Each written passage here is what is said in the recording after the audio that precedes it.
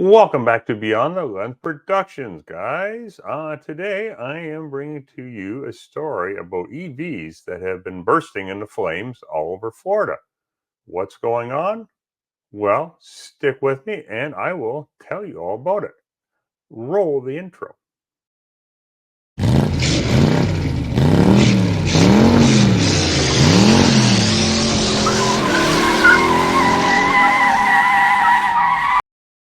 As most of you will know, two major hurricanes have hit Florida recently, and the biggest story is probably not even just the wind, but the flooding that's occurred in these areas. And the EVs that were in these flood zones and got flooded out have been spontaneously bursting into flames. This isn't something new, this has been going on for a while yet. But it's something that if you own an EV or are considering owning one, that you should be aware of. Basically, if these EVs are exposed to salt water, they can burst into flames, even days or weeks after this has happened. Now, what's going on here? Well, they're saying that the salt water gets into the battery cells, and when it dries, the salt in the salt water basically creates a bridge between the cells. And once the bridge is made, then the energy can be transferred from one cell to the other, causing overheating and causing the vehicle to burst into flames. Now, after these floods and that, most of these vehicles, all cars are actually put into these yards where they're going to either be salvaged or destroyed. And usually they're parked fairly close together. But the EVs, they've actually had to make a special part in this lot into a field where they keep these EVs apart from each other in case they do spontaneously burst into flames. Now, car fires happen to gasoline powered vehicles as well. But what's different here is, first of all, the fire comes from underneath the vehicle, which is much harder for the firemen to come in and put the flames out because it's underneath. It tends to burn much hotter than a lot of other car fires will, and it takes a heck of a lot more water to put out an EV fire than it does for a gasoline powered vehicle.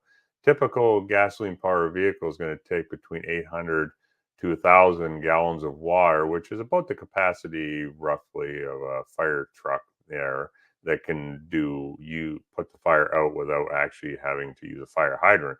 Whereas these electric cars are taking between 8 and 10,000 gallons of water to put the fire out. Now, which means you're going to have a fire hydrant as well because the capacity of the fire truck isn't going to be able to handle this. Now they're also suggesting that if you have an EV that was flooded, that you keep this car at least 50 feet away from any structure, such as your home and any other building, just in case they do happen to spontaneously burst into flames.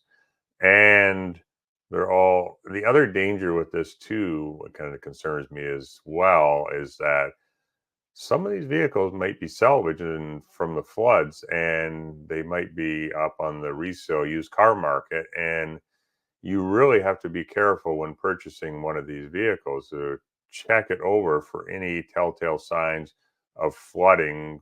I mean, which could be odors, mud in the vehicle, anything of that nature that might indicate that this car was a flood vehicle, or if it even you do your Carfax and find out this car came from an area that was recently flooded, I definitely wouldn't be purchasing one of these. So it's not that these vehicles are necessarily more dangerous than gasoline powered vehicles, it's just that you have to be more cautious about certain things like the spontaneous fires, and typically once a gasoline powered vehicle is put out, that it you won't have to worry about it reigniting. Now, a lot of tow companies have even refusing to tow these vehicles because of the danger of them reigniting when they're being towed. I mean, there was one story I saw in the news where a salesman at a car dealership had had a vehicle towed in. He goes in, sits down, has a coffee, and then someone else comes in running and saying their car is on fire. He goes out, and this car that they had put out is back in flames again. So this is just definitely something you need to be aware of. And yeah, hopefully this vehicle helps you, and something definitely to consider when you're purchasing a new vehicle. Thanks for watching, guys, and I will catch you in the next video. I don't ever slow up, no I don't take shit. I got no love for the fakeness. If you wanna play tough and wanna hate this, I'll always show up. I don't ever slow up, no I don't take shit. I got no love for the fakeness. If you wanna play tough and wanna hate this, I'll always show up and make a stand.